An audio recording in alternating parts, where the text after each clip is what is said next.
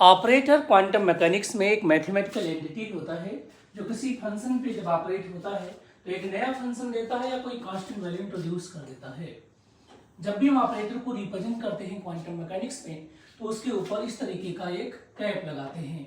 जैसे मान लीजिए कि आपके पास क्या है, एक काइनेटिक एनर्जी ऑपरेटर है तो आप K कैप कहेंगे, पोटेंशियल एनर्जी है तो V कैप कहेंगे, टोटल एनर्जी है तो आप H कैप कहेंगे, पोजीशन है तो आप X कैप कहेंगे।